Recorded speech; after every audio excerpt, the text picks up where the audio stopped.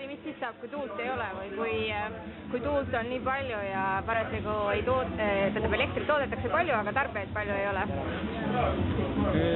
Energiasüsteem peab olema igal hetkel tasakaalus.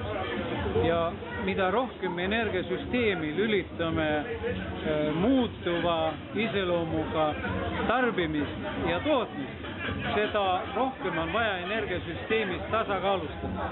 Tuuleparkide puhul on probleemiks see, et tuuleparkide omanikud ei suuda ennustada täpselt tuule suurust ja sellega toodangut.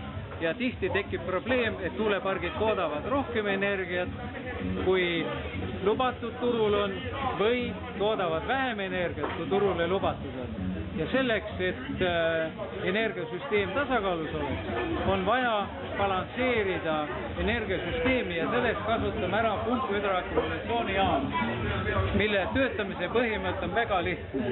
Selleks on 2 mahutit, ülemiseks mahutiks kasutame ära merd ja alumine mahuti on graniidi sisse rajatav tühimik, mis tuleb 500 meetri sügavusele.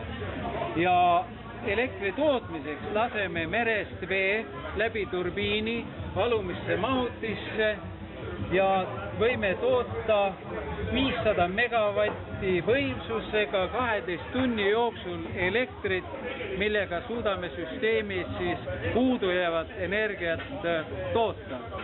Kui töötavad tuulikud, nagu hetkel on, ja toodavad rohkem, kui energiasüsteemis hetkel tarbitakse, saame kasutada seda sama pumpjaama reguleerimiseks pumbates vee alumisest mahutist tagasi merre.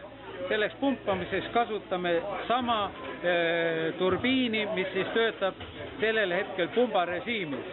Sellega me suurendame energiasüsteemis koormust, mis samaaegselt siis tasandab energiasüsteemis, et ta töötaks nii, nagu planeeritud oli.